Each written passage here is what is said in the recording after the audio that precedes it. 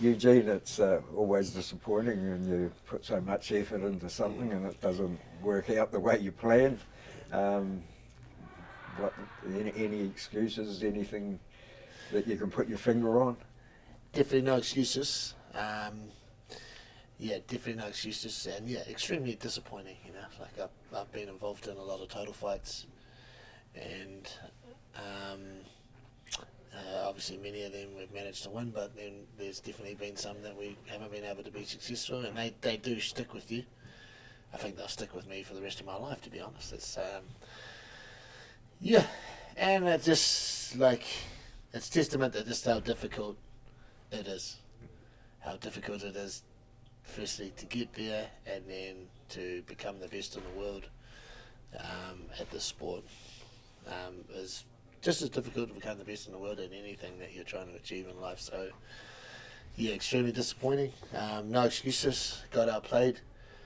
Got outmatched by Pantoja and his team.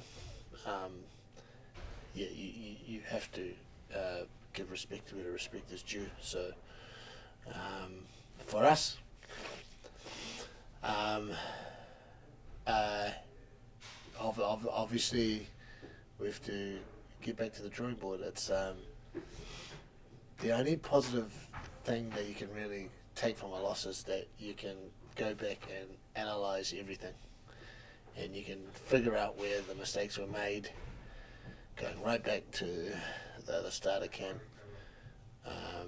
even pre-camp, and just go through the whole lot systematically and figure out where things went wrong and just improve upon those things. You've got to learn from your mistakes, and obviously we made mistakes, and so we have to learn from them. Before you left, we talked on camera, and you pointed out the things that you were going to be worried about, and that was taking the back, him taking you back, and wearing the clock down, and that's exactly what happened right from the word go. And then like I said, you can prepare as much as you think you need to, but facing it is different. We definitely prepared to be on the cage, and we definitely prepared for the crab ride position, and we were obviously we had a plan to get the inside foot position on the crab ride and fight the hands and blah blah blah blah blah, all those technical things. But like I said, we just have to go back and analyse the fight and analyse what happened leading up to the fight, and then just figure out when we went wrong. Did we spend enough time drilling? Did we have to do enough time doing live? Like I said, I've done this many times. You can go back and you can analyse everything until the cows come home. That does not going to take away from the fact that eventually, although a little part of you will never get over the loss, you have to you pick yourself up and get back on the horse and go charge forward again. So not sure what the future holds for Kai. Flyweight's a great division. There's only it's the smallest division apart from some of the girls' division, it's the smallest men's division in terms of total numbers. So could he conceivably get another title shot before he finishes up his career? Distant possibility, yep. But for now, Kai just have to concentrate on smaller, achievable goals. You mentioned your disappointment. Kai looked like he took it pretty hard when the ref stepped in. Yeah, for sure. I mean, Kai wasn't out. He actually wasn't out. He didn't go unconscious, but he just put his head down and his arms just exacerbated with more just the disappointment of what the sport brings. But there has to be a winner and there has to be a loser, and Kai will have to get back on the horse. He's done it many, many times. You have to draw upon that experience, and I'm sure he'll come back. life keeps on moving, and it was moving in a big way at the weekend. How many fighters did you have in this weekend? Just past. Yeah. Well, I had eight fighting on the Supremacy, the show at the YMCA, and then I had another 4 on the ETK show called Urban Disturbance. And we're just and then I had the Altar show, which I attended, and while the other coaches attended those other 2 shows, we had the Altar show, which had 40 fights in one night, which was crazy. And the Altar show was a massive success. One of my favourite things to do during the year. Like, there's nothing. The experience of taking someone for their first fight, you just can't. It's just special, and you just can't beat that. And you get to be a part of that for essentially you get to be a part of that for 80 people if you've got 40 fights.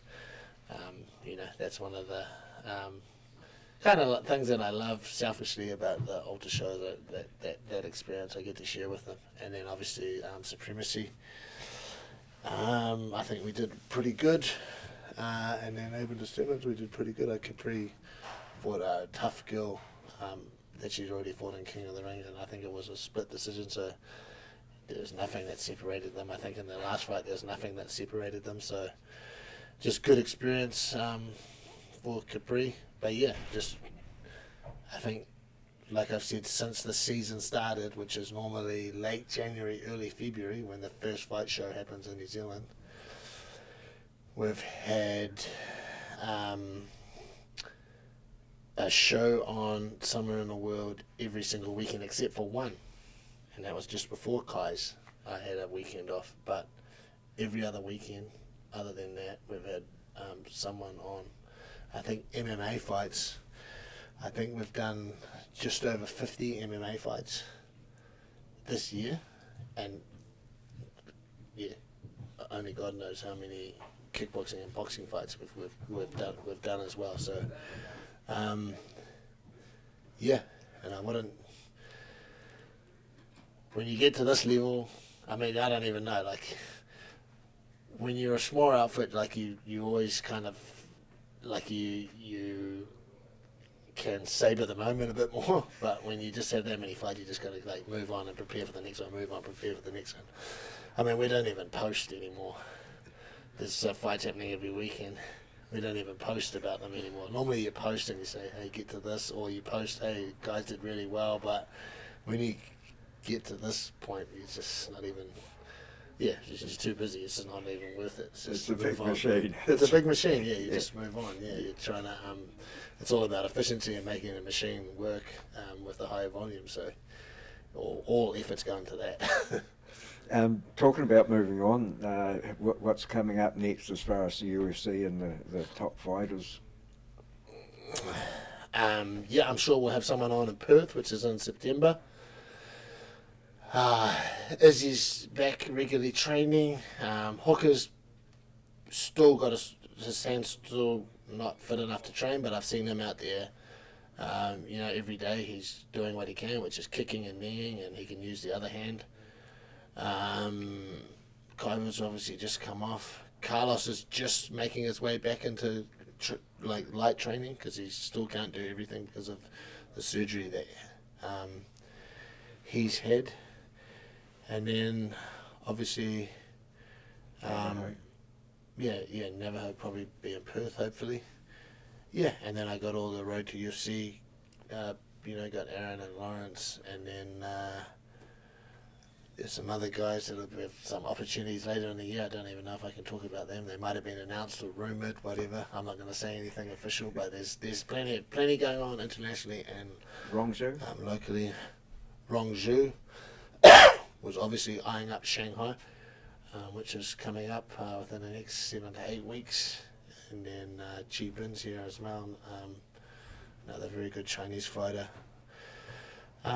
Heaps happening, Tony. Just got to stay on top of it and just keep building, brick by brick, block by block. You might be lucky to get another weekend off before the end of the year, maybe if you're lucky.